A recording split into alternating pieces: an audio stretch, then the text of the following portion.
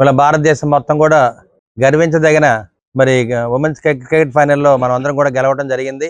మన కలలు నెరవేర్చడానికి మన మహిళలందరూ కూడా మరి వాళ్ళ విజయాన్ని సాధించి మనకు అందించడం జరిగింది. కాబట్టి మరి ఈ విజయాన్ని నరేంద్ర మోడీ గారికి, చంద్రబాబు నాయుడు గారికి, అదేవిధంగా ముఖ్యంగా మహిళలకి ఈ విజయాన్ని అంకితం చేస్తూ మరి మన నారా భువనేశ్వరి గారికి మేమందరం కూడా కృతజ్ఞతలు తెలియజేస్తూ ఉన్నాము.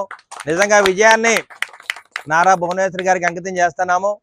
ఎందుకంటే ఆంధ్ర రాష్ట్రం మొత్తం కూడా ఇవాళ ఎల్ఈడి స్క్రీన్లు పెట్టుకొని అందరం కూడా ఈ క్రికెట్ మ్యాచ్ని వీక్షిస్తూ ఉన్నాం. కాబట్టి నిజంగా ఇది మొట్టమొదటిసారిగా మన మహిళా క్రికెటర్లు ఈ విజయాన్ని అందించినందుకు మేము అందరిగా గర్వపడుతున్నాము.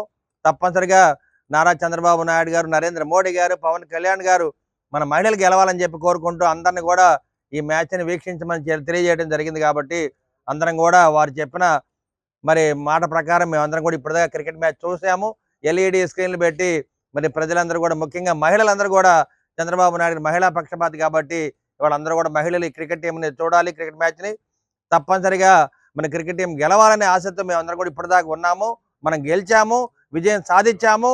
అది 2029లో కూడా మళ్ళీ నారా చంద్రబాబు నాయుడు గారు 5వ సారి ముఖ్యమంత్రి అవడానికి ఇది నాంది పలుకుతూ ఈ విజయాన్ని నారా భువనేశ్వరి గారికి అంకితం చేస్తున్నామని చెప్పి నర్సాపేట ఎమ్మెల్యే అరవింద్ బాబు మరి మీడియా ముఖంగా తెలియజేస్తున్నారు.